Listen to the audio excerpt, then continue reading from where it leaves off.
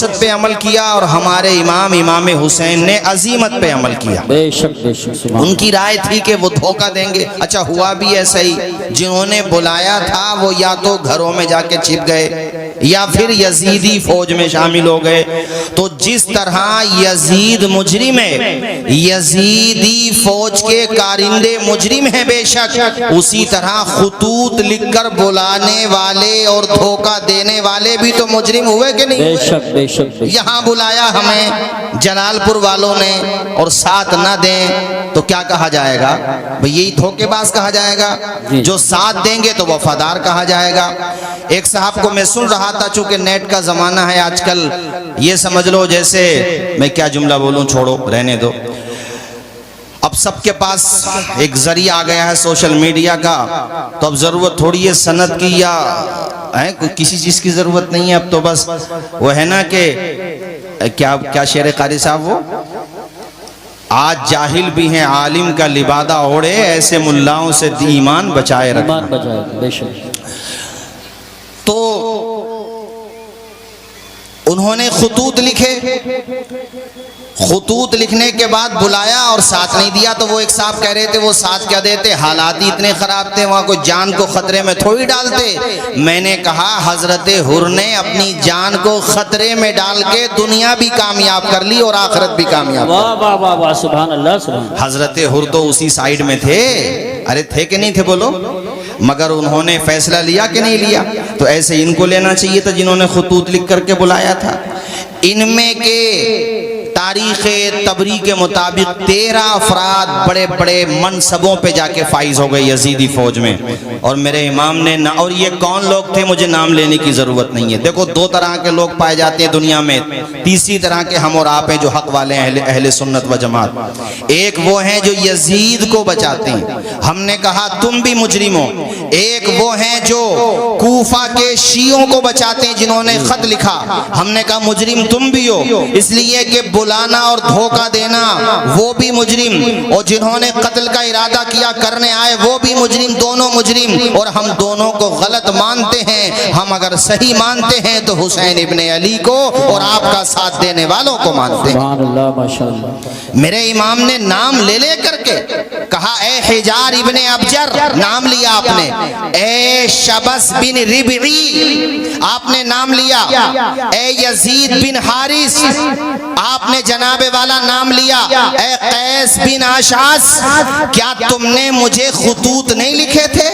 کیا تم نے لیٹرز نہیں لکھے تھے؟ کیا تم نے یہاں سے ہمارے پاس کو اپنے خطوط نہیں بھیجے تھے کہ امام آئیے ہم آپ کا ساتھ دیں گے؟ ساتھ دینا تو چھوڑو، تم ہمارے دشمنوں کے خیموں میں کھڑے ہو۔ ان میں سے ایک کو تو اتنا بڑا منصب ملا کہ فوج کے میسرہ یا میمنہ کا اس کو چیف بنایا گیا۔ میرے امام نے کہا تھا ظالموں ہمیں بلایا، بلا کر کے دھوکہ دیا، انہی میں شامل ہو گئے۔ میرے امام کے خطاب کا ایک ایک لفظ ایسا تھا کلیجے چیر دینے والا۔ یہ شیر خدا کا بیٹا تھا، فصاحت و بلاغت ان کے ناخون کے پوروں سے ٹپکتی ہے۔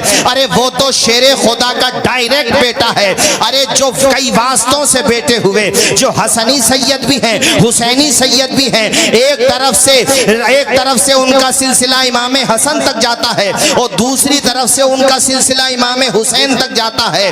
نام ہے عبد القادر جیلانی، لقب ہے غوث اعظم۔ خدا نے ایسی فصاحت و بلاغت سے نوازا تھا، جب خطاب فرماتے تھے تو صرف زمین والے خطاب نہیں سنتے تھے، آسمان کے فرشتے بھی ان کا خطاب سنا کرتے تھے۔ صرف انسان خطاب نہیں سنتے تھے، جنات بھی خطاب سنتے تھے۔ کئی پشتوں کے بعد جب ان کی نسل میں پیدا ہونے والے عبد القادر جیلانی کی فصاحت و بلاغت کا یہ عالم ہے تو امام حسین کی فصاحت کا عالم کیا ہوگا، ان کے خطاب کا عالم کیا ہوگا، ان کے خطبے کا عالم کیا ہوگا۔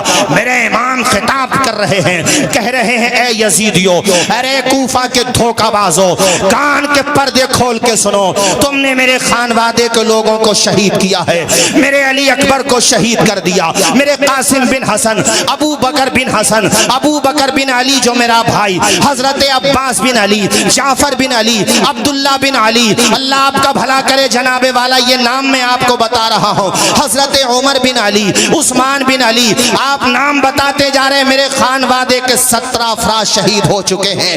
امام نے کہا سب کو لگا لو 71، میں تم کو اب بھی سمجھا رہا ہوں، اے یزیدیو مجھے قتل کرنے سے باز آ جاؤ، اس لیے کہ اگر آج تمہارے ہاتھ میرے خون سے رنگین ہو گئے، قیامت تک تمہارا نام لینے والا کوئی پیدا نہیں ہے، بے شک بے شک بے شک۔ مٹا دیے جاؤ گے، صفحہ ہستی سے تمہارا نام مٹ جائے گا، تمہارے پاس دولت بے شک ہو سکتی ہے مگر 4 آدمیوں میں بات کرنے کے قابل نہیں رہو گے۔ امام خطاب فرما رہے ہیں کیا میں تمہارے نبی کا نواسا نہیں ہوں؟ کیا تم مجھے پہچانتے نہیں ہو؟ روئے زمین پر آج کی تاریخ میں کون ہے جو مجھ سے زیادہ بڑا مرتبہ رکھتا ہو؟ نبی کا نواسا آج کی تاریخ میں اگر روئے زمین پر کوئی ہے تو وہ تنے تنہا حسین ابن علی ہے۔ اے یزیدیوں مان جاؤ، یہ ساتھیوں دلوں پہ مہریں ثبت ہو چکی تھی، لگ چکی تھی، جانتے ہوئے بھی کیسی غلطی کر رہے تھے۔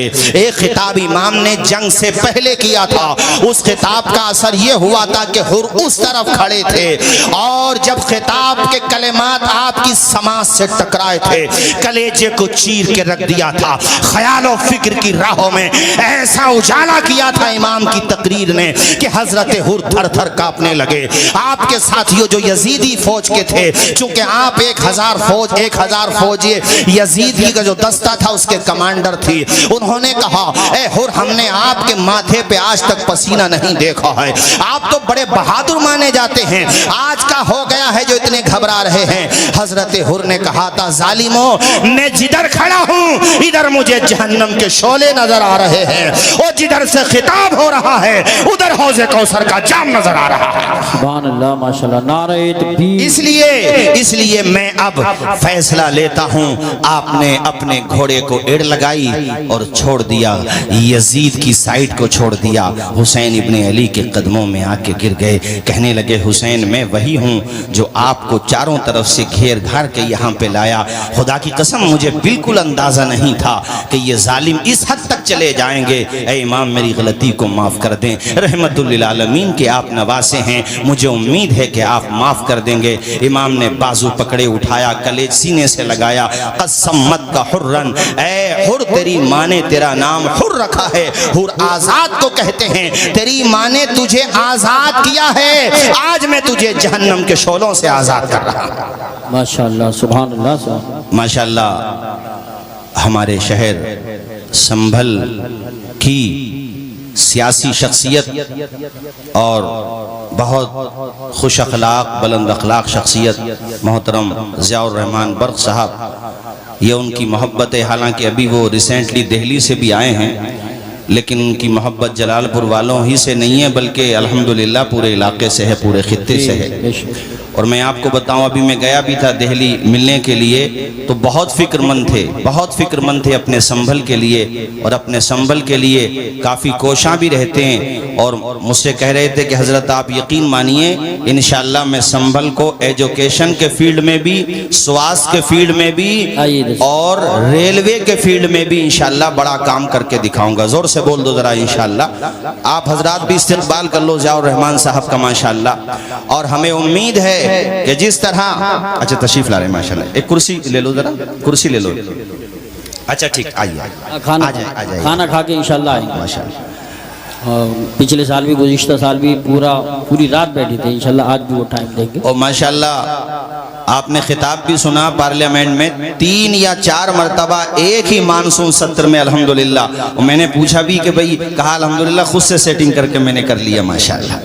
تو برق صاحب کا پورا اثر ہے الحمدللہ، پورا اثر ہے، اور اللہ تعالیٰ سے دعا ہے ہم سب کی، آپ سب کی، اللہ تعالیٰ ان کو خوب ہمت اور حوصلہ دے، اور ان کے ذریعے سے صرف ہمارے سنبھل کے پسماندہ حضرات کی آواز بلند نہ ہو بلکہ پورے بھارت کے مظلوموں کی آواز بلند ہو۔ آمین۔ زور سے آمین بولیے سارے لوگ، بلند آواز سے بولیے آمین۔ تو میں یہ عرض کر رہا تھا، بات یہاں سے نکلی کہ حضرت حر نے جب یہ اپنی معافی چاہی تو امام حسین نے ان سے کہا تیری ماں نے تجھے آزاد نام دیا ہے، میں تجھے آج جہنم سے آزاد کر رہا ہوں۔ ایک وہ خطاب ہوا تھا اور ایک آخر میں خطاب، دل پہ کیا اثر پڑا، مہر لگ چکی تھی۔ خیر امام کے سامنے جب یہ پوری صورتحال تھی تو آپ نے کہا آؤ میرے مقابلے میں کون ہے جو میرا مقابلہ کرے؟ تو ادھر سے تمیم ابن قحطبہ نامی ایک ملک شام کا بڑا نامی گرا پہلوان آیا اور وہ مقابلہ کرنے کے لیے جیسے میدان میں آیا اس نے اناپ شناپ جو بھی اس کے منہ میں آیا وہ کہتا چلا گیا۔ میرے امام نے اس سے کہا اے ظالم، جنگ باتوں سے نہیں ہوتی ہے، تو حملہ کر، میں تیرے حملے کا جواب دیتا ہوں۔ باتوں باتوں میں وہ یہ کہہ بیٹھا اے حسین تم میرے سامنے ابھی بہت چھوٹے ہو، مجھے جنگ کا بڑا تجربہ ہے اور میں بڑا ماہر ہوں، میں فنون حرب و ضرب میں مہارت رکھتا ہوں۔ میرے امام سے وہ کہنے لگا کہ میں ملک شام کا شیر ہوں۔ اس نے جب شیر کا نام لیا تو حسین ابن علی نے فرمایا تو ملک شام کا شیر ہے، تیرے سامنے جو کھڑا ہے وہ خدا کے شیر کا شیر ہے۔ واہ واہ واہ سبحان ذرا زور سے بولو، وہ خدا کے شیر کا، وہ خدا کے شیر کا شیر ہے۔ سرور انبیاء سے کہہ دوں گا، جا کے میں مصطفیٰ سے کہہ دوں گا، مشکلوں سامنے سے ہٹ جاؤ ورنہ مشکل کشا سے کہہ دوں گا۔ بولو نعرہ حیدری، یا علی، سارا مجمع ہاتھ اٹھا کے یا علی بولے، نعرہ حیدری، یا علی، زور سے نعرہ حیدری۔ یا علی۔ آپ نے جب کہا ارے تیرے سامنے جو کھڑا ہے وہ خدا کے شیر کا شیر ہے، مقابلہ کر، اس نے حملہ کیا۔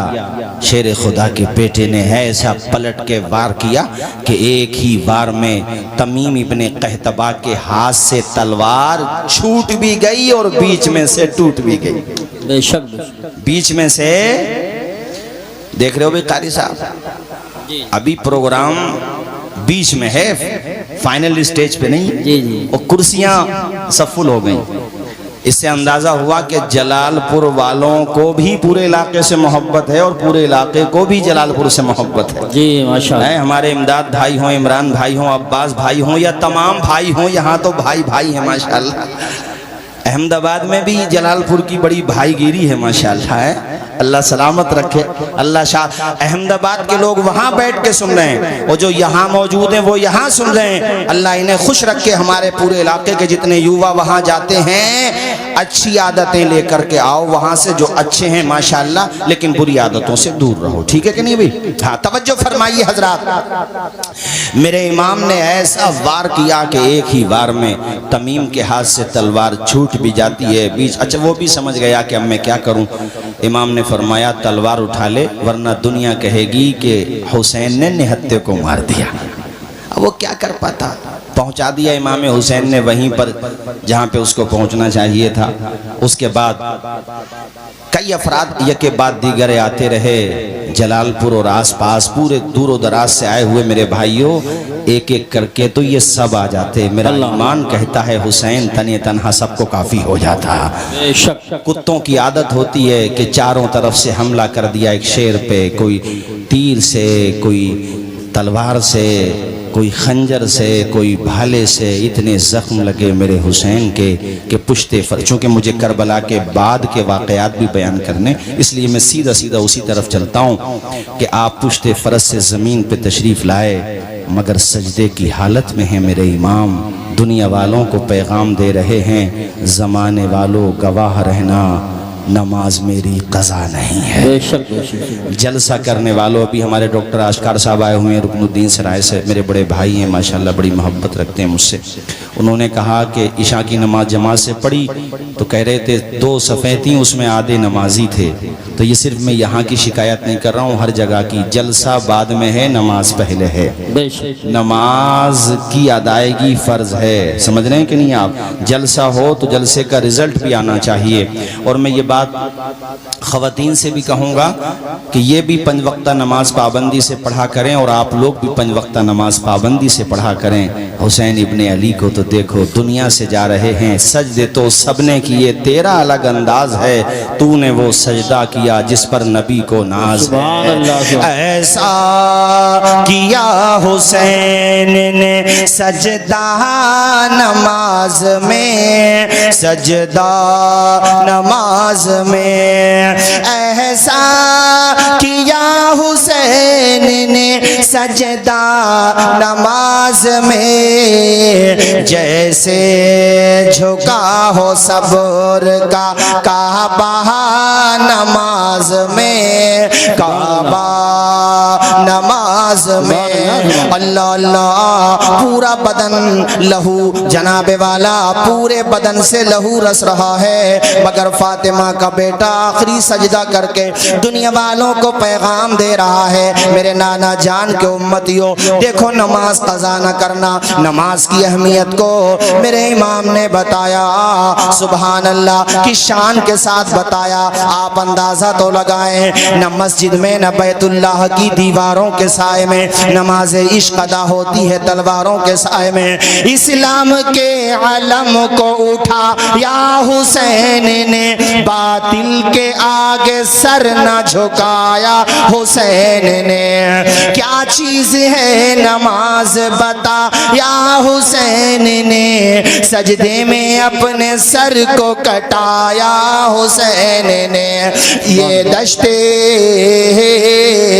بڑے سارے لوگ میرے ساتھ، یہ دشت کربلا سے اب بھی آتی ہے صدا، حی علی الصلاۃ، ذرا سارے لوگ پڑھیں حی علی الصلاۃ، حی علی الصلاۃ، حی علی الصلاۃ۔ دی حضرت بلال نے کعبے سے جب صدا، ماشاءاللہ یہ ہمارے راواں بزرگ سے اللہ خوش رکھے۔ ویسے جلسوں کا ماحول پورے علاقے کو راواں بزرگ نہیں دیا ہے بھئی، یہ بات تو ماننا پڑے گی۔ راواں بزرگ یا پنسخہ، اللہ شاد و آباد رکھے، سب کو خوش رکھے۔ حضرات، امام کی شہادت کے بعد بھی یزیدیوں کے مظالم کی تاریخ کم نہیں ہوئی ہے، بلکہ ان کی نعشوں پہ، ان کے مبارک جسموں پہ گھوڑے دوڑائے گئے ہیں اور ان کے سروں کو نیزوں پہ اٹھا لیا گیا ہے۔ امام کے سر اقدس سے قرآن کی تلاوت کی آواز بھی سنی گئی ہے۔ یہ فرضی بات نہیں ہے جو بتا رہا ہوں، میں حوالہ رکھتا ہوں، قرآن مجید کی تلاوت کی آواز آئی ہے کٹے ہوئے سر سے۔ میرے امام نے بتا دیا کہ قرآن کل بھی میرے ساتھ تھا، قرآن آج بھی میرے ساتھ ہے۔ بے شک کٹے ہوئے سر سے تلاوت کی آواز آئی، اور خولی نامی بدبخت امام کے سر کو اپنے گھوڑے کی گردن سے باندھ کر لے گیا، معاذ اللہ، زور سے بولیے معاذ اللہ۔ گھر پہ لے کے پہنچا اور گھر پہ لے جا کے اس نے امام کے سر کو ایک جگہ بے ادبی کے ساتھ اسی طریقے سے معاذ اللہ پھینک دیا، معاذ اللہ۔ بہت بھاری جملہ تھا مگر بیان کرنا پڑا۔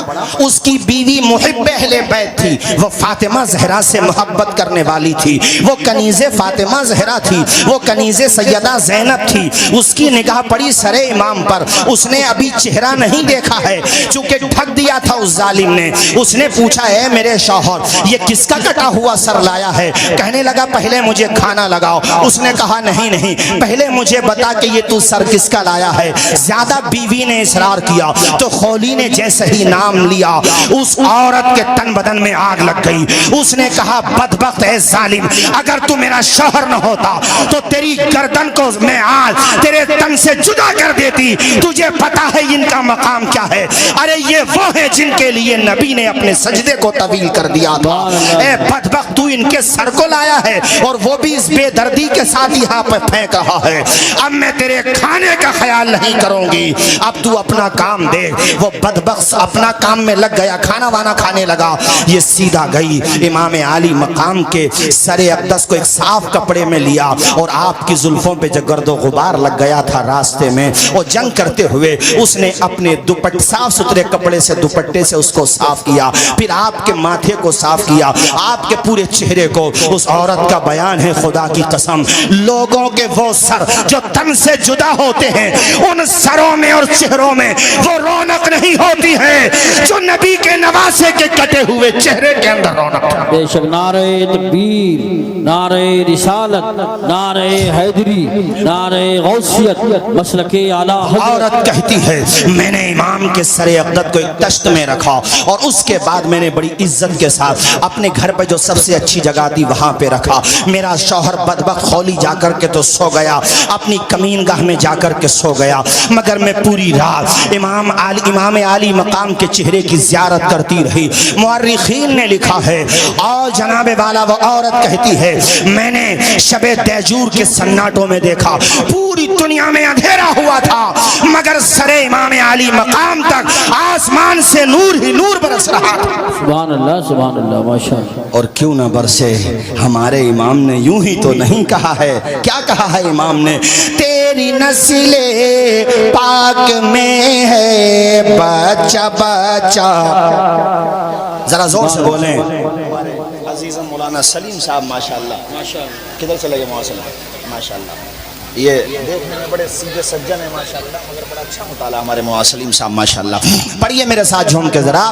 تیری نسل پاک میں ہے بچہ بچہ نور کا, تیری نسل پاک میں ہے بچہ بچہ نور کا, نور کا تو ہے عین نور تیرا, تو ہے عین نور تیرا, سب گھرانہ نور کا. بولو سب گھرانہ. جیسا عقیدہ ہے ویسی آواز آنا چاہیے. سب گھرانہ, زور سے سب گھرانہ. وہ عورت کہتی ہے میں پوری رات امام عالی مقام کے سر اقدس اور آپ کے چہرے مبارک کی زیارت کرتی رہی. دن نکلا. اچھا پھر یہ سر جو ہے الگ جتنے بھی شہداء کے سر تھے, خاص طور پہ امام حسین سید الشہداء کا سر, کوفہ کا جو گورنر تھا جس کا نام عبید اللہ ابن زیاد ہے, اس کے دربار میں جب پہنچا, قاری صاحب لکھا ہوا ہے کتب تواریخ میں کہ عبید اللہ ابن زیاد کے ہاتھ میں ایک چھڑی تھی. چھڑی مطلب سمجھتے ہو نہیں چھڑی, تو وہ امام کے لبوں پہ اس چھڑی کو مارنے لگا, مطلب اس طریقے سے, اور اس کے منہ میں جو جملے آ رہے تھے وہ میں نقل بھی نہیں کر سکتا. اس دربار میں اتفاق یہ کہ حضرت زید بن ارقم صحابی رسول بیٹھے ہوئے تھے, انہوں نے یہ توہین دیکھی. حالانکہ وہ گورنر تھا اور کتنا ظالم گورنر تھا آپ اس کے بارے میں جانتے ہی ہیں, مگر وہ چونکہ صحابی رسول تھے ان سے یہ توہین برداشت نہ ہوئی. حضرت زید بن ارقم کھڑے ہو گئے اور آپ نے کہا او بدبخت, تو ہوگا گورنر, تو اپنے منصب پہ زیادہ نہ اترا. جانتا ہے یہ کس کا سر ہے؟ اے بدبخت, ان لبوں پہ تو چھڑی مار رہا ہے. میں نے اپنے ماتھے کی آنکھوں سے دیکھا ہے کہ معراج کے دولہا ان لبوں کو چوما کرتے تھے. گورنر اس کو یہ لگا میری انسلٹ ہو گئی, میری توہین ہو گئی. اور اللہ والے کسی ظالم حکمران سے نہیں ڈرتے, کسی طاقتور سے نہیں ڈرتے. وہ صاف صاف اعلان کر دیتے ہیں کہ آپ کے سر پہ جو یہ تاج حشم رکھا ہے ہم فقیروں نے اسے زیر قدم رکھا ہے. زید بن ارقم ڈرے نہیں, آپ گھبرائے نہیں. اس نے کہا پکڑو انہیں. آپ دربار سے نکلنے لگے اور اس نے پھر کہا کہ بوڑھے ہو, ضعیف ہو, عمر زیادہ ہے, اس لیے چھوڑ رہا ہوں, ورنہ گردن تمہاری بھی مار دیتا. زید بن ارقم نے کہا مارنے کی دھمکی کیا دیتا ہے؟ ارے تو نواز رسول کا قاتل ہے, تو ہمیں قتل کرنے میں تجھے کیا جائے گا؟ قتل کر دے مگر زبان سے نکلے گا تو حق نکلے گا. نبی کا صحابیوں غلط بات نہیں کروں گا. ذرا زور سے بولو سبحان اللہ. کیا بہترین جواب دیا حضرت زید بن ارقم نے. مرد حق باطل کے آگے ماتھا سکتے نہیں, سر کٹا سکتے ہیں لیکن سر جھکا سکتے نہیں. سبحان اللہ سبحان اللہ. حضرت زید بن ارقم دربار سے باہر آ گئے. خیر یہ امام عالی مقام کے سر کو ان لوگوں نے کہا کہ نیزوں پہ بلند کرو, پورے کوفہ میں گھماؤ. گھمایا گیا. جامع مسجد میں یہ تقریر کرنے کے لیے منبر پہ گیا عبید اللہ ابن زیاد, اور جا کر کے امام عالی مقام کی شان میں اس نے ایسے جملے کے نقل بھی نہیں کیے جا سکتے معاذ اللہ, بس سمجھ لو کہ برائی کرتا رہا. وہاں پہ حضرت عبداللہ بن عفیف ازدی بیٹھے ہوئے تھے, بہت بڑے محب اہل بیت تھے, اہل بیت اطہار سے بے پناہ محبت کرتے تھے. ان سے ضبط نہ ہو سکا, آنکھوں سے معذور تھے, نظر نہیں آتا تھا. انہوں نے کہا کوفہ کے لوگوں خطوط لکھ کے تم نے بلایا آیا اور یہ کتا تمہارے منبر پہ بیٹھ کے بکواس کر رہا ہے اور تمہاری آنکھوں میں روشنی بھی ہے مگر دل اندھے ہو چکے ہیں.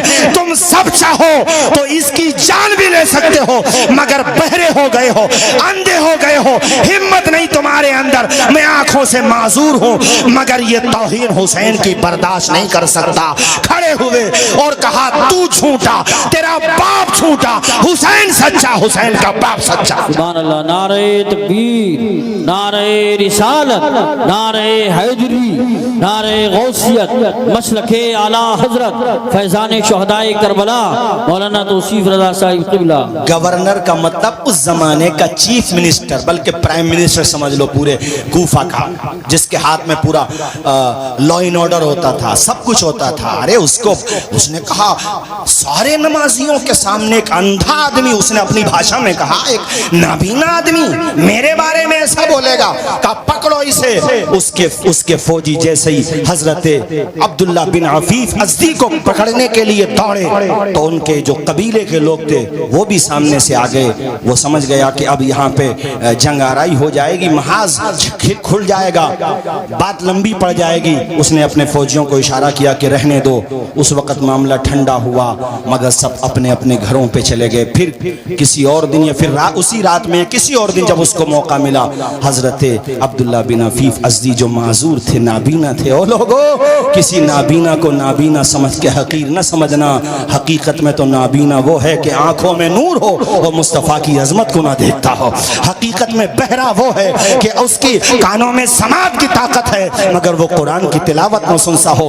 وہ انسان جس کی آنکھیں اگرچہ نابینا ہیں مگر دل مصطفیٰ کی محبت میں چور ہے, حسین کی محبت میں چور ہے, اہل بیت کی محبت میں چور ہے, وہ صحابہ کی محبت بھی رکھتا ہے ساتھ میں. وہ بھائیو تو وہ نابینا ہو کر کے بھی اللہ رسول کو پیارا ہوتا ہے.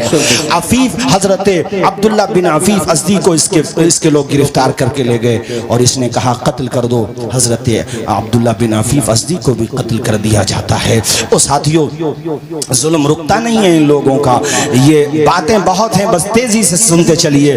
یہ سب یعنی سروں کو اور پھر قافلے والوں میں کون کون ہیں؟ حضرت زینب ہیں, حضرت فاطمہ بنت حسین ہیں. فاطمہ امام حسین کی بیٹی کا نام بھی فاطمہ ہے, بڑی بیٹی کا نام فاطمہ ہے. اور میں آپ کی معلومات کے لیے بتاؤں کہ حضرت امام حسین کی چھوٹی بیٹی کا نام سکینہ ہے, جس کو ہم اور آپ آسانی کے لیے تلفظ میں آسانی کے لیے سکینہ بول دیتے ہیں. وہ چھوٹی بیٹی ہیں. حضرت فاطمہ بنت حسین کا جو نکاح ہوا ہے وہ امام حسن کے بیٹے حسن مصنع سے ہوا ہے اور پھر ان سے جو نسل چلی ہے وہ حسنی سادات کہلاتے ہیں, اور جو امام زین العابدین سے نسل چلی ہے وہ حسینی سادات کہلاتے ہیں. ذرا زور سے بول دو نا یار سبحان اللہ. اور میرے بھائیو توجہ کے ساتھ سنو, حضرت زینب اللہ اکبر یہ کون ہیں؟ یہ حضرت امام علی مقام کی بہن ہیں. اللہ اکبر. اس روز قاری صاحب اور ہم ساتھ تھے ابھی بڑے حسن پور کے پاس. میں نے وہاں پر بھی یہ کہا تھا کہ داستان کربلا رشتوں کی اہمیت بتاتا ہے. بھائی بھائی میں کیسی محبت ہونا چاہیے. عباس علم بردار سے پوچھو, ابو بکر بن علی سے پوچھو, حضرت عثمان بن علی سے پوچھو. یہ باپ شریک بھائی ہیں, ماں شریک اور باپ شریک بھائی. حضرت امام حسن تھے جو شہادت سری کے درجے پہ فائز ہو چکے تھے. یہ جو کربلا میں 7 یا 8 بھائی شہید ہوئے ہیں یہ سب باپ شریک بھائی ہیں, یعنی مائیں دوسری ہیں, باپ حضرت مولا علی شیر خدا ہیں. سوتیلے بھائیوں میں محبت کم ہوتی ہے مگر یہاں عالم یہ ہے, محبت کا عالم یہ ہے کہ سارے کے سارے بھائی امام حسین کے نام پہ اپنی جانوں کا نذرانہ پیش کرنے آ گئے ہیں. ان کی ماں نے تربیت دی ہے انہیں کہ حسین تمہارے بھائی بعد میں ہیں, تمہارے سردار پہلے ہیں, تمہارے آقا پہلے ہیں. بھائی بھائی کے رشتے کو کیسے نبھایا جاتا ہے کربلا کی داستان پڑھو. شوہر اور بیوی کے رشتے کو کیسے نبھایا جاتا ہے کربلا کی داستان پڑھو. سبحان اللہ سبحان اللہ. تیزی کے ساتھ قاری صاحب, شہر بانو یزد گرد کی بیٹی ہیں, بادشاہ کی بیٹی ہیں, اور حضرت عمر فاروق اعظم کے دور میں وہ آئی تھی. اور اس وقت حضرت عمر فاروق اعظم نے کہا تھا یہ شہزادی ہے, تو نے کہا بھی اس کا शहजादे ही से होगा।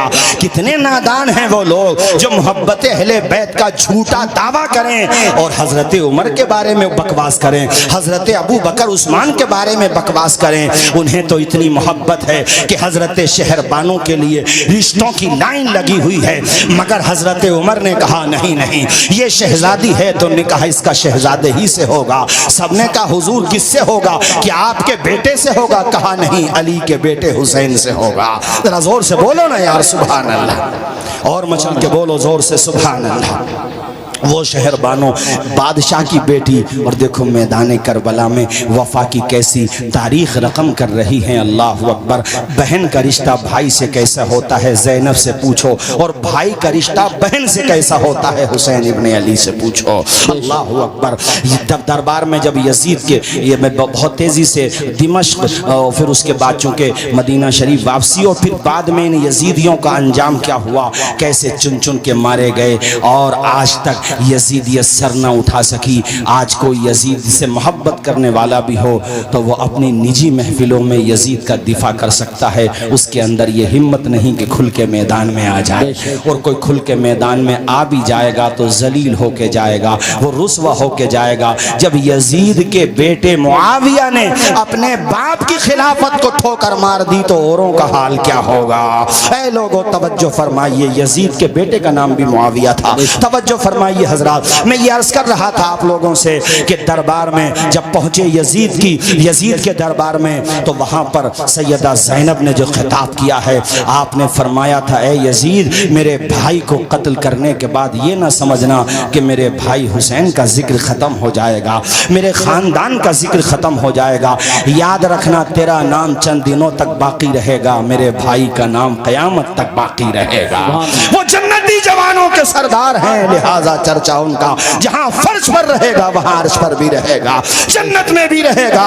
ऐ जालिम कान के पर्दे खोल के सुन, ऐसा खिताब किया था हजरत ज़ैनब ने पर्दे की ओर से कि नाना के नवासे ने मुसल्ला नहीं छोड़ा, सर तन से जुदा हो गया, सजदा नहीं छोड़ा, दरबार में बोली भी तो लहजे में अली के, ज़ैनब ने किसी हाल में पर्दा नहीं। सुभान अल्लाह सुभान अल्लाह माशाअल्लाह। ऐसा नायाब खिताब किया था हजरत सैयदा ज़ैनब ने। हजरत नौमान इब्ने बशीर, ये जो कूफा के गवर्नर थे पहले, जिनको माजूल कर दिया था यजीद ने, जिनकी जगह उबैदुल्लाह इब्ने ज़ियाद को बिठाया था, नौमान इब्ने बशीर को बुलाया गया। फिर नौमान इब्ने बशीर के साथ इस खानवादे को मदीना शरीफ भेजा गया, और मदीना शरीफ जब ये खानवादा पहुंचा है, अल्लाह अकबर कबीरा, उस मंजर को ना पढ़ा जा सकता है कमा हक़्क़हू, ना सुना और सुनाया जा सकता है। बस इतना समझ लीजिए कि क़यामत सुग़रा एक वो थी जो करबला में बपा हुई, करबला के बाद भी जो पूरे रास्ते में, और अब जब मदीना शरीफ ये काफ़िला पहुंचा है, अहले मदीना सरहद पे आ गए थे मदीना शरीफ की, और सबकी निगाहें तलाश करती थी नवासे रसूल को। अल्लाह अकबर। कोई आंख ऐसी न थी जिसमें आंसू न हो, कोई दिल ऐसा न था जिसमें आंसुओं का पैमाना न छलक रहा हो।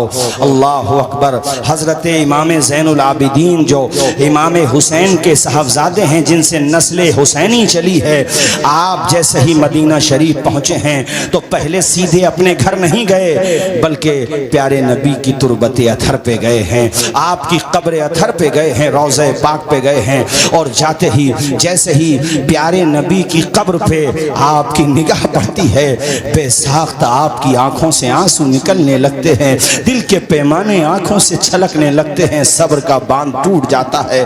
कहते हैं नाना जान अपने नवासे का सलाम कबूल कर लीजिए।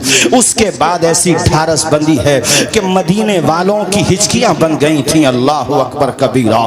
ये वो इमाम ज़ैनुल आबिदीन हैं जो आम तौर पे आम दिनों में भी रोजे से रहा करते थे। हमारे मुसलमानों से तो रमजान के रोजे नहीं रखे जाते, ये वो हैं कि जो आम दिनों में भी रोजा रखा करते थे, और जब वक्त अफ्तार कभी मशकीज़े का ठंडा पानी सामने आ जाता तो आंखों से पानी निकलने लगता था। लोग कहते थे इमाम आप पानी को देख के क्यों रोते हैं? कहते थे मुझे करबला की याद आती है। अल्लाह अकबर। ये वो इमाम ज़ैनुल आबिदीन हैं कि जब इनका इंतकाल हो गया था, नहलाने वाले ने इनको नहलाया। अल्लामा ज़हबी ने सियर व आलाम नुबला के अंदर اندر یہ بات لکھی ہے کہ غسال نے جب ان کو غسل دیا تو جب ان کی قمیص اتاری اس نے تو اس نے دیکھا کہ آپ کی پشت پہ آپ کی پیٹھ پہ وزن اٹھانے کے نشانات ہیں. وہ اس نے یہ بات آ کر دفن کے بعد مدینہ شریف میں الگ الگ جگہوں پہ کہہ دی. پورے مدینے میں یہ چرچا ہو گئی کہ امام حسین کے صاحبزادے زین العابدین کو کسی نے بوجھ اٹھاتے ہوئے بھی نہیں دیکھا, تو پھر وہ پیٹھ پر نشانات کیسے پڑ گئے, آپ کی پشت اتھر پہ نشانات کیسے پڑ گئے. چرچا زیادہ ہوئی تو آپ کے خادم خاص نے کہا مدینے والوں مجھ سے میرے امام نے منع کیا تھا, راز تھا, مگر تم نہ جانے کیا کیا سمجھنے لگو, اس لیے اب بتانا بھی ضروری ہے.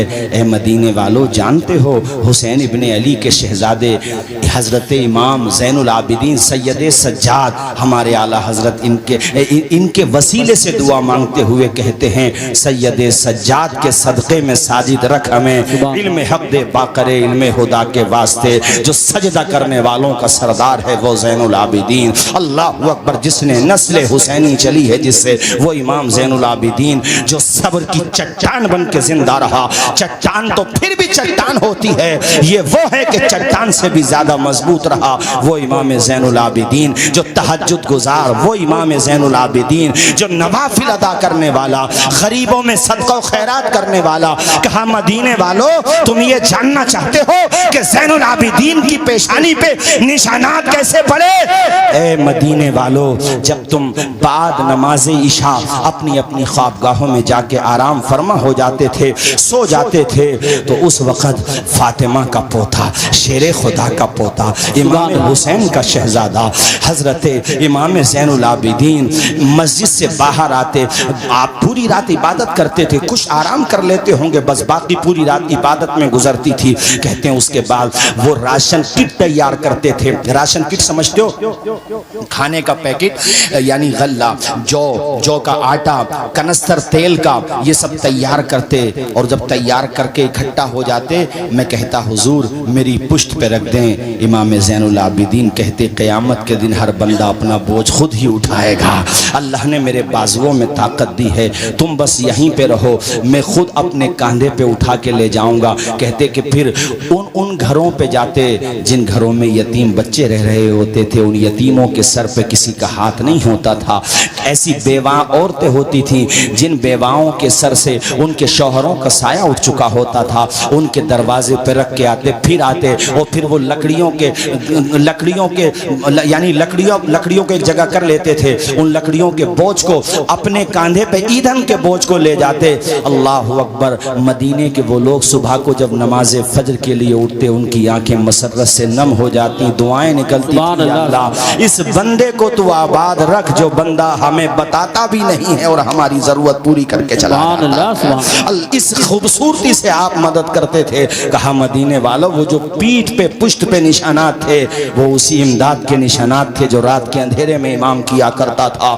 اے میرے دینی بھائیوں یہ طریقہ اپناؤ حسینیت کا, اس طریقے سے لوگوں کی مدد کیا کرو. قاری صاحب مجھے آپ کے پڑھے ہوئے اشعار یاد آ رہے ہیں. حسن اخلاق کی انمول نشانی دے دو, غم کے ٹھہرے ہوئے دریا کو روانی دے دو. تم حسینی ہو تو احسان کے مشکیزے سے کوئی دشمن بھی اگر مانگے تو پانی دے دو. روح کی پیاس کو اخلاق کا پیالہ دے دو, اپنی قسمت کے اندھیروں کو اجالا دے دو. اپنے روٹھے ہوئے مولا کو منانا ہو اگر اپنے حصے کا پڑوسی کو نوالا دے دو. اے لوگو یہ طریقہ اپناؤ. اللہ اکبر. پوچھا کہ امام زین العابدین کتنے لوگوں کی مدد کرتے تھے مدینہ شریف میں؟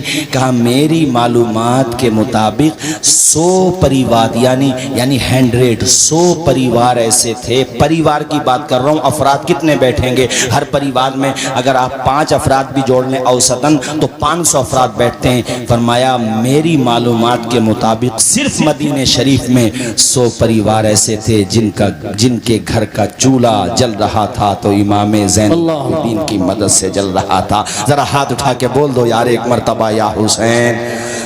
پورا مجمع بولے زور سے یا حسین. یہ امام زین العابدین. اللہ اکبر کبیرہ. اور ساتھیوں سنو, ابھی یزید کا ظلم جو ہے رکا نہیں ہے. اس نے چونکہ جب یہ واقعہ ہو گیا تھا تو مدینہ شریف میں جن لوگوں نے بیعت کر لی تھی ان میں اتنا غم و غصہ بھر گیا کہ ایک شخص نے، دیکھو میری طرف دیکھو، ایک شخص نے اپنے پاؤں کی جوتی پاؤں سے نکالی، ہاتھ سے نہیں، اس طریقے سے، اور جوتی بہت دور جا کے گری. کہا ہم یزید کی بیعت کو ایسے نکال کے پھینکتے ہیں جیسے اپنے پاؤں کی جوتی نکال کے پھینک دی. اور پورے مدینے میں بغاوت ہو گئی یزید کے خلاف، سب نے بیعت توڑ دی. اس نے نواز رسول کو شہید کر دیا پورے مدینے میں. تو اب یزید نے مسلم ابن عقبہ نامی ایک کمانڈر ان چیف کو اپنے ساتھ، یعنی اس نے آرڈر دیا اور کہا کہ تم جاؤ اور مدینے پہ جا کے چڑھائی کر دو. تو اس مسلم ابن عقبہ بدبخت نے 7,000 یا پھر 4,000 فوج کے ساتھ مدینے شریف پہ جا کے حملہ کر دیا. وہ مدینہ کہ جس مدینے میں اونچی آواز سے بولنا بغیر ضرورت کے جائز نہیں ہے، اس مدینے میں مسجد نبوی میں ان ظالموں نے گھوڑے باندھے، گھوڑے معاذ اللہ، جہاں پر جنت البقیع ہے وہاں پہ گھوڑے باندھے. ابھی میں سعودی حکومت کے حوالے سے میں دیکھ رہا تھا کہ وہاں پہ کوئی ان کا خاص پروگرام تھا، تو اس زمانے میں سواری کے لیے گھوڑے استعمال ہوتے تھے، آج گاڑیاں استعمال ہوتی تھی. تم نے جو کتابوں میں پڑھا تھا آج ماتھے کی آنکھوں سے دیکھ لیا. روضہ رسول کے پاس فارچونر گاڑیاں گھمائی جا رہی ہیں، جہاں کے بارے میں قرآن نے کہا میرے محبوب کے دربار میں اپنی آواز اونچی نہ کرو ورنہ اعمال بیکار ہو جائیں گے. یہ کیسا دربار ہے؟ ارے امام اہل سنت سے پوچھو، اعلیٰ حضرت کہتے حرم کی زمین اور قدم رکھ کے چلنا ارے سر کا موقع ہے او جانے والے. سبحان اللہ. یہ ایسی جگہ ہے. اور یزیدی فوج نے یہاں پہ گھوڑے باندھے. وہ لوگوں 7,000، توجہ سے سنیے گا، 7,000 صحابہ نے، 7,000 یا 700، تھوڑا سا مجھے کنفیوژن ہو رہا ہے یہاں پہ، چونکہ ویڈیوز بھی بن رہی ہیں تو کوئی بات غیر ذمہ دارانہ نہ ہو. بہرحال اتنا کہہ لیجئے کہ بڑی تعداد میں صحابہ کرام کو شہید کیا گیا. اللہ اکبر کبیرہ. میں آپ کو کیا بتاؤں، الفاظ نہیں میرے پاس اس منظر کو بیان کرنے کے لیے. ایک عظیم تابعی ہیں، نام ہے ان کا سعید ابن مسیب. وہ وہیں پہ ایسے ہی پاگل پن کا، وہ پاگل نہیں تھے مگر وہ یزیدی فوج کو وہ یہ چاہتے تھے کہ مسجد نبوی میں آزان تو ہوتی رہے. ان ظالموں نے گھوڑے باندھ دیے ہیں، آزان بھی بند ہو گئی ہے، 3 دن ہو گئے ہیں مسجد نبوی میں جماعت سے نماز نہیں ہوئی ہے. تو ایسا نہ ہو کہ نماز ہی نہ ہو، اس لیے وہ پاگل بن کے وہاں پہ یعنی دکھاوے کے لیے ان کو بھی یزیدیوں نے گرفتار کر لیا. مگر جب انہوں نے اس طرح کی حرکتیں کی تو کہا رہے تو پاگل ہے، اس کو چھوڑ دو. اب یہاں تو میں مشکات شریف کی ایک حدیث شریف سناتا ہوں، جسے حوالہ نہ ملے وہ مجھ سے آ کر کے پوچھ لے. وہ کہتے ہیں کہ جب کوئی بھی نماز پڑھنے، چونکہ وہاں پہ حالات ایسے بنا دیے گئے تھے، 3 دن تک کچھ بھی نہیں ہو رہا ہے، نہ آزان ہو رہی ہے نہ جماعت ہو رہی ہے. کہتے میں اکیلا نماز پڑھتا تھا، اکیلا آزان دے لیا کرتا تھا. کہتے ہیں میں نے اپنے کانوں سے سنا روضہ مصطفیٰ سے آزان کی آواز آیا کرتی تھی. یہ مشکات شریف میں نے کتاب کا حوالہ دیا، سارے مکاتب فکر میں یہ کتاب ان کے وہاں پہ داخل ہے نصاب میں. او یار اسی لیے تو بریلی کا تاجدار کہتا ہے تو زندہ ہے واللہ، تو زندہ ہے واللہ، میرے چشم عالم سے چھپ جانے. سبحان اللہ. نعرہ تکبیر، نعرہ رسالت، نعرہ حیدری، نعرہ غوثیت، مسلک اعلیٰ حضرت علماء اہل سنت مولانا توصیف رضا صاحب قبلہ. قاری صاحب توجہ کے ساتھ سنیے. اچھا ماشاءاللہ ہمارے، میں نے دھیان نہیں دیا ماشاءاللہ، اور ان کی محبت دیکھیے آپ. میں ان سے ملنے گیا دہلی میں، میرے ساتھ کچھ مہمان بھی تھے، احباب بھی تھے. بھئی اتنی انہوں نے مہمان نوازی کی، اتنی محبت سے نوازا. اور ماشاءاللہ اپنے سنبل میں ریلوے والا بھی میٹر انہوں نے اٹھایا. اس سب کی طرف میں آؤں گا بعد میں، ذرا پہلے اس کو واقعے کو مکمل کر لیں انشاءاللہ. پھر میں تھوڑا سا ضیاء الرحمن صاحب کی طرف سے بھی اس لیے کہوں گا کہ یہ نہ سوچو کہ یہ صرف سیاسی لیڈر ہیں. بغیر پولیٹکس اور بغیر سیاست کے آپ کی قسمت کے فیصلے نہیں ہوتے ہیں جمہوریت و ڈیموکریسی میں. اس لیے ہمیں پوری امید ہے کہ جس طرح سے برق صاحب جب بولتے تھے پارلیمنٹ میں، مجھے ان کے وہ اشعار بار بار یاد آتے ہیں. ابھی کیا ہے کہ بوند تو ترسے گا میں خانہ، جو اہل ظرف کے ہاتھوں میں پیمانے نہیں آئے. اسی انداز میں ہمارے ضیاء الرحمان برق صاحب بھی بولے ہیں اور بہت اچھے انداز میں بولے ہیں. مالک ان کو حسینیت کا سچا جذبہ عطا فرمائے, حسینیت کا سچا حوصلہ عطا فرمائے. اللہ تعالیٰ نے جس طرح ان کے دادا کو جرأت, بہادری اور ہمت عطا فرمائی تھی, ہم نے وہ رنگ ان کے پوتے میں بھی دیکھ لیا ہے ماشاءاللہ. اور ہمیں امید ہے کہ اس میں برکت ہی ہوتی رہے گی, حوصلہ آتا ہی رہے گا. ظالم کی عمر بہت کم ہوتی ہے, ظالم وہاں کا ہو یا کہیں کا بھی ہو, بس سمجھتے رہیے میری بات کو. سنو, عقبہ ابن مسلم نے ایک بوڑھی کے نوجوان لڑکے کو پکڑ لیا, یعنی ضعیف عورت تھی وہ, نوجوان لڑکے کو پکڑ لیا. اب ماں ہوتی ہے, دیکھو میری طرف دیکھو, وہ اپنا آنچل پھیلا کے مسلم ابن عقبہ جو یزید نے بھیجا ہے مدینے پہ حملہ کرنے کے لیے, ایسے دامن پھیلا کے کہتی ہے, اے مسلم ابن عقبہ میرے بچے کو معاف کر دے, میرے بڑھاپے کا سہارا ہے, زندگی بھر کی کمائی ہے, پورے گھر کا خرچہ اس سے چلتا ہے, اے ظالم تو اسے چھوڑ دے, جو چاہے مجھے سزا دے دے, میرے بچے کا کیا قصور ہے.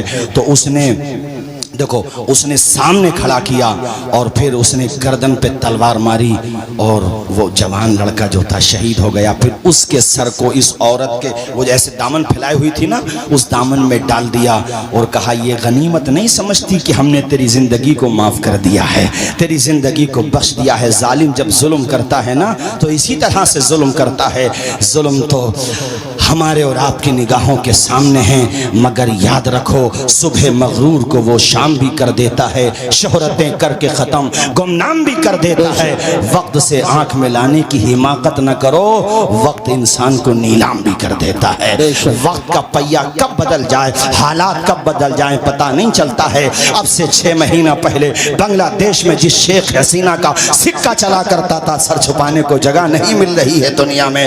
یہ قادر مطلق ہے, پوری دنیا کا مالک وہ ہے, سنسار کی رچنا کرنے والا رچیتا وہ ہے, وہ صرف انسان کو مہلت دیتا ہے. اصل میں پاور اگر کسی کے پاس ہے تو وہ رب العالمین کے پاس ہے, اس کے علاوہ کوئی مالک حقیقی نہیں ہے, وہ صرف مہلت دیتا ہے.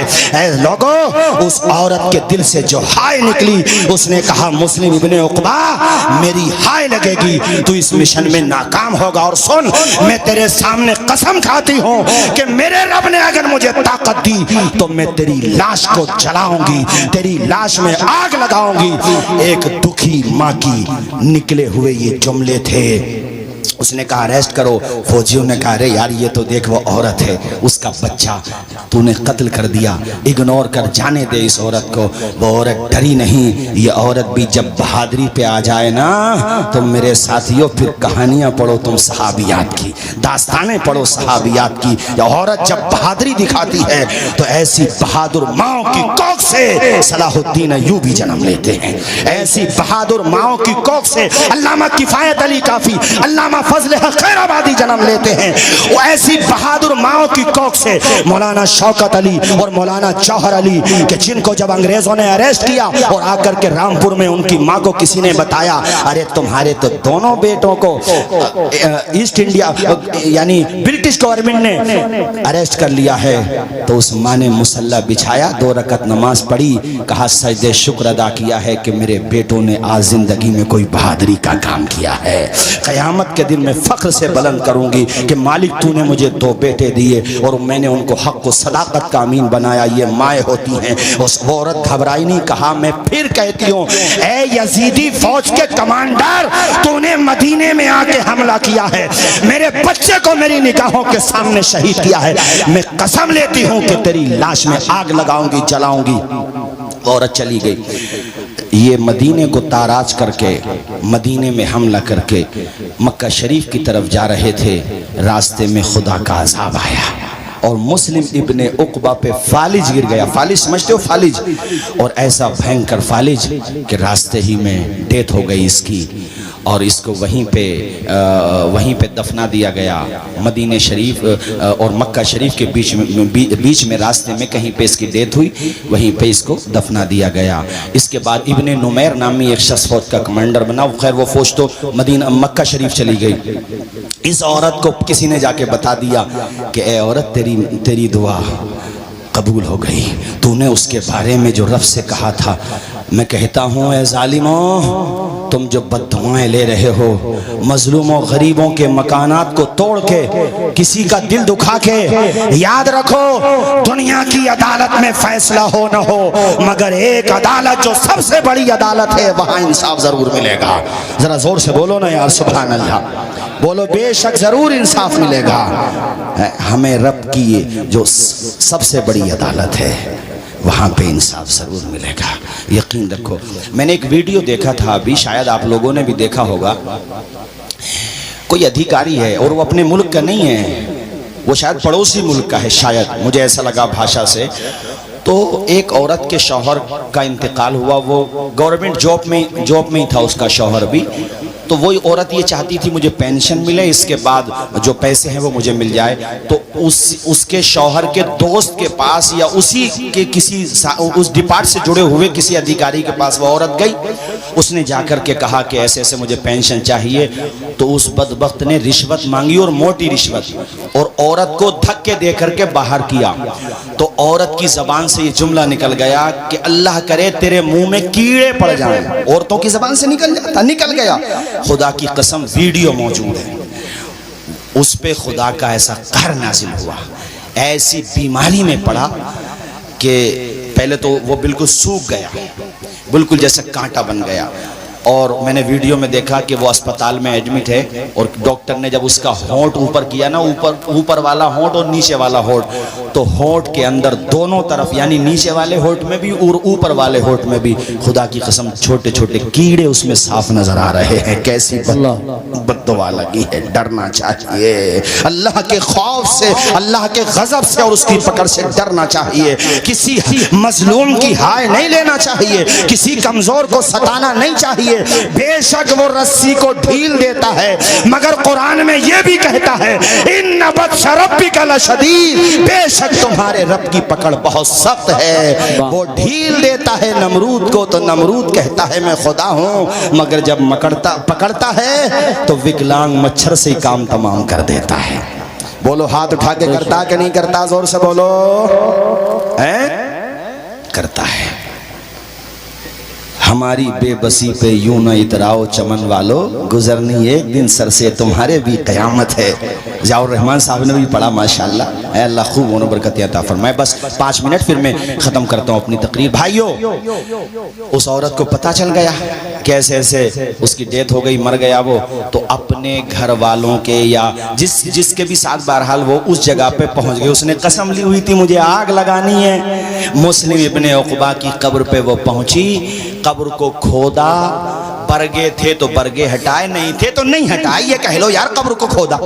تو سب نے کہا کہ ادھر کو دیکھو، پہلے سر کی طرف کو۔ جب کفن ہٹایا، زور سے بولو کیا ہٹایا؟ آواز آئے سارے لوگ، کیا ہٹایا؟ جب کفن ہٹایا تو ایک سانپ اس کی گردن میں لپٹا ہوا پایا، جس کا پھنا منہ کے اندر تھا اور وہ اس کو ڈس رہا تھا۔ اللہ کی پناہ، اللہ سے ڈرنا چاہیے انسان۔ تو کچھ بھی نہیں ہے، صرف ایک مہلت پہ ٹکا ہوا ہے۔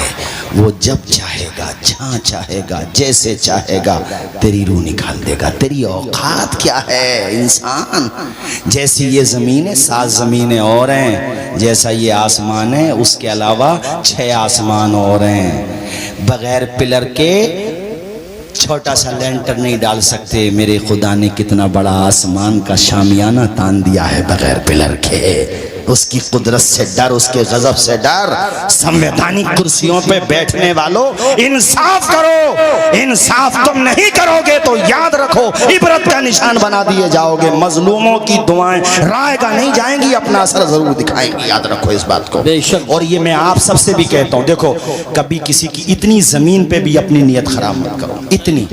بے شک دیکھو میری طرف دیکھو، اس کو کیا بولتے ہیں آپ لوگ؟ بالش بولتے ہیں، بلان بھی کہتے ہیں ہم لوگ اپنی دیہاتی بھاشا میں۔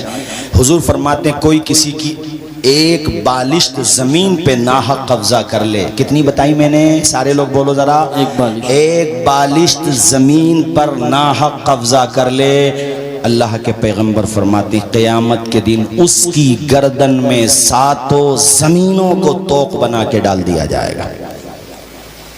یہ حدیثیں دماغ میں بٹھاؤ، ضرورت نہیں پڑے کورٹ کچہری کی۔ اس دن ضیاء الرحمن برق صاحب نے یہ بھی کہا، مجھ سے یہ کہہ رہے تھے کہ حضرت آپ بھی کوشش کریں کہ لوگوں کو جھگڑوں سے دور رکھو، برائیوں سے دور بہت رکھو، اچھی بات، شادی بیاہ کو آسان کرو۔ اور آج میں ہمارے بہت سارے چینلز بھی لگے ہوئے ہیں، یہ بھی عرض کروں گا، میں ملنے والا بھی تھا اس ٹاپک پہ، باقی جو مجھے کہنا تھا وہ باتیں میں نے کہی بھی تھیں، آج میں یہ بھی عرض کروں گا کہ ماشاءاللہ ہم دیکھ رہے ہیں کہ ہمارے محترم ضیاء الرحمن برق صاحب کو رب کے کرم سے الحمدللہ پارٹی میں بھی بہت رسپانس مل رہا ہے، اور آپ اس کے اہل ہیں، آپ کے دادا جان کی خدمات ہیں۔ ایک عرض یہ ہے کہ ناموس رسالت کے حوالے سے اس وقت جو کچھ بدبخت دریدہ دہن زبانیں کھول رہے ہیں، اس حوالے سے بھی آپ پارلیمنٹ میں آواز اٹھائیں اور اپنی پارٹی کا بھی جو اسٹینڈ ہے وہ رکھیں، اور دیگر جو اپوزیشن کی پارٹیز ہیں ان سے ملاقات کریں، ان سے ملیں، اور ان سے یہ کہیں کہ صرف ہم لوگوں کا معاملہ ووٹ مشین کا نہیں ہے۔ جب ہمارے ووٹ سے آپ کو کامیابی ملتی ہے تو ہمارے مدعوں پہ بولنے کے لیے صرف ضیاء الرحمن صاحب نہ ہوں، بلکہ دوسری کمیونٹی کے نیتا حضرات بھی ہماری آواز اٹھائیں۔ زور سے ہاتھ اٹھا کے آپ ذرا ان کی ہمت بھی بڑھائیں، حوصلہ بھی بڑھائیں، اور آپ ان سے کہیں کہ ہمارا یہ مطالبہ ہے کہ ہم نبی کی شان میں توہین کرنے والوں کو برداشت نہیں کر سکتے، اور ان کے خلاف ایک بل پاس کیا جائے، اور پارلیمنٹ میں یہ آواز اٹھائی جائے کہ ہمارے پیغمبر کی شان میں بار بار توہین کرنے والے توہین کر رہے ہیں۔ اچھا، یہاں پہ میں پبلک سے بھی ایک بات کہوں گا، دیکھو ہم سے بھی بہت لوگ کہہ رہے تھے سنبل میں کبھی روڈ پہ کیوں نہیں آتے، احتجاج کیوں نہیں کرتے، تو سنو، جب تک ہمیں ہمارے سانسد جی یا ہمارے شہر مفتی یا ہمارے مرکزی مدرسے سے یا دیگر مدارس سے یا ہمارے شہر امام جب تک کوئی گائیڈ نہ دیں، محض جذبات کی رو میں باہر نکلنا بے وقوفی کے علاوہ کچھ نہیں ہے۔ ایسا کوئی کام کرو جس سے پتا چلے کہ آپ کو تو کچھ نہیں ملا، الٹا آپ کا نقصان ہو گیا۔ کوشش یہ کرو کہ ایسے اقدامات کیے جائیں جس کا اثر پڑے، جیسے پارلیمنٹ میں آواز اٹھائی جائے، میڈیا میں دباؤ بنایا جائے، یا ہم اپنے جوانوں کو حضور کا سچا غلام بنا کر کے پیش کریں، تاکہ ہمارے غیر مسلم بھائی جو پوزیٹیو ذہن رکھتے ہیں وہ بھی دیکھ کر کے کہیں کہ جب جلال پور کے غلام مصطفیٰ کا عالم یہ ہے تو کربلا کے امام حسین کا عالم کیا ہوگا۔ شرابوں کو چھوڑیں، نشے کو چھوڑیں، بری عادتوں کو چھوڑیں، اور جناب والا بے حیائیوں کو چھوڑیں، سچے مسلمان بنیں، اچھے مسلمان بنیں۔ موجودہ دور کے دن رات بدل سکتے ہیں، ملک کے فکر و نظریات بدل سکتے ہیں، تم بدل جاؤ تو حالات بدل سکتے ہیں۔ سبحان اللہ، سبحان اللہ۔ تو جو یہ اشارہ کریں وہ ہمیں کرنا، اپنی طرف سے کچھ نہیں کرنا۔ ابھی دیکھو آپ نے دیکھ لیا ہوگا شہزاد علی صاحب کے پورے مکان کو جو تقریباً میرے خیال سے 10-12 کروڑ روپے کی لاگت سے، تو ایسے حالات کو سامنے رکھتے ہوئے جو یہ ہمیں گائیڈ کریں، جس طریقے سے ہمیں یہ قانونی اعتبار سے ہمیں مشورہ دیں، ہمیں اسی اعتبار سے چلنا کہ نہیں چلنا۔ تو یہ میں نے ان سے کہا ہے کہ آپ ہمارے لیے، سب کے لیے اور اپنے لیے بھی ہمارے نبی کی عظمت کے حوالے سے پارلیمنٹ میں آواز اٹھائیں، اور ہمیں امید ہے کہ انشاءاللہ آواز اٹھائیں گے۔ زور سے بولو انشاءاللہ آواز، انشاءاللہ تشریف لائیں۔ ماشاءاللہ، نعرہ تکبیر، نعرہ رسالت، نعرہ حیدری، نعرہ غوثیت، مسلک اعلیٰ حضرت علامہ مفتی حماد رضا صاحب قبلہ، خطیب ہندوستان حضرت علامہ مفتی حماد رضا صاحب قبلہ، خطیب ہندوستان ماشاءاللہ۔ علامہ مفتی ابھی ہمارے عزیزم فاروق رضا صاحب کے بھی کلام نے بس عمران بھائی عزیز اتنا ہی رکھو کہ دل بہل جائے، اتنا بھی نہ چاہو کسی کا دم نکل جائے۔ چمن رہے گا، پھول کھلیں گے،